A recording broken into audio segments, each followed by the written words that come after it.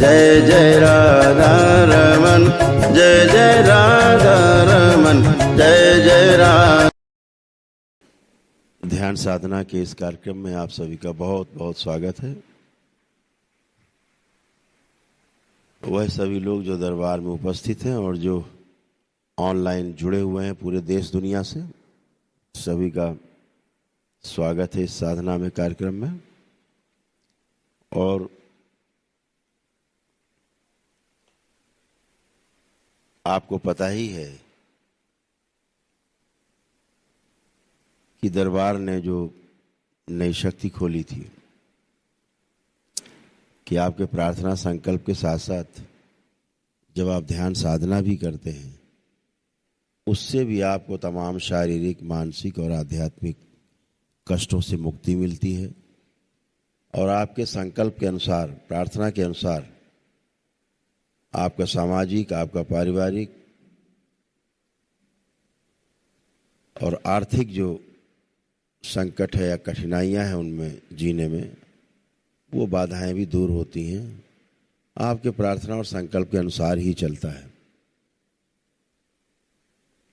प्रार्थना क्या है, संकल्प क्या है?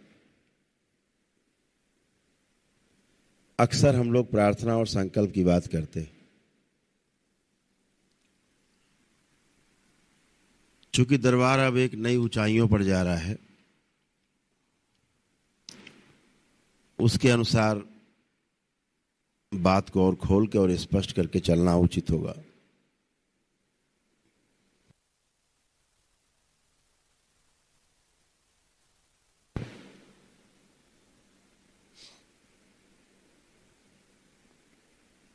प्रार्थना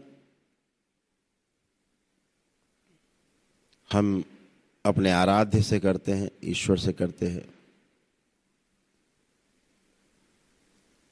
जैसा आपका स्तर है, आप प्रार्थना दरबार से करते हैं। ये प्रार्थना करके आप अपने कष्टों को दरबार के सामने रखते हैं और आप निवेदन करते हैं। दरबार आपकी आस्था, विश्वास और श्रद्धा के अनुसार आपके प्रार्थनाओं को, निवेदन को पूर्ण करने की कोशिश करता है। आपके पुण्य के आधार पर पूर्ण करता है जो आपको दरबार से प्राप्त है।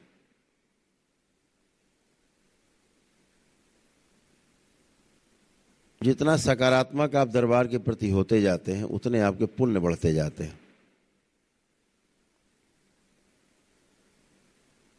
पुण्य का अर्थ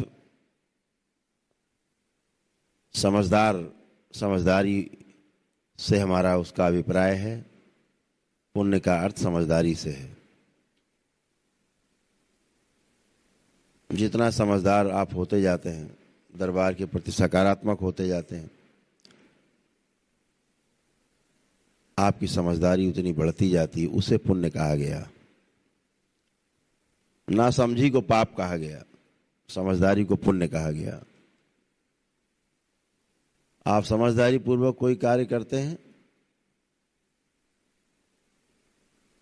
आपको भी सुख मिलता है और जिसके साथ आप समझदारी पूर्वक, जिम्मेदारी पूर्वक भागीदारी करते हैं, उसी से भाग्य निर्मित होता है।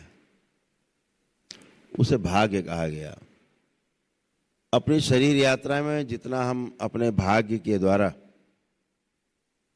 जो निर्मित किया है, समझदारी से, जिम्मेदारी से भागीदारी करते हुए जो हमने अर्जित किया है, उसको हम भोग पाते हैं अपने जीवन काल में।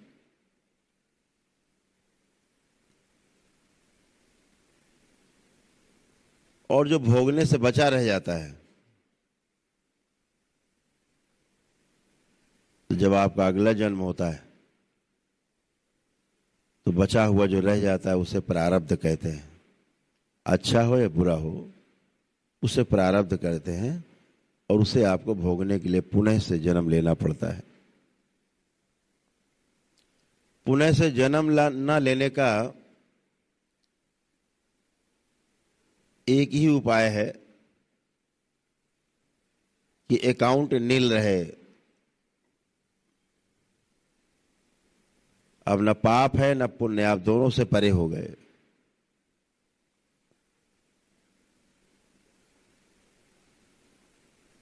कुछ भी बचा रह जाएगा, पाप चाहे पुण्य, कोई स्मृति बाकी रह जाएगी। भोगने के लिए दोबारा आना ही पड़ेगा। आपको एक अवसर प्राप्त हुआ है दरबार के रूप में।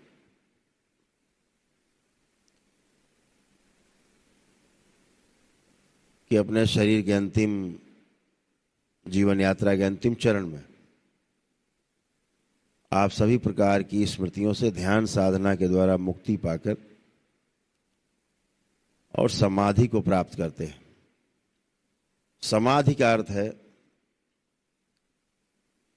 समय से पार जाना। अभी आप समय के अंदर हैं।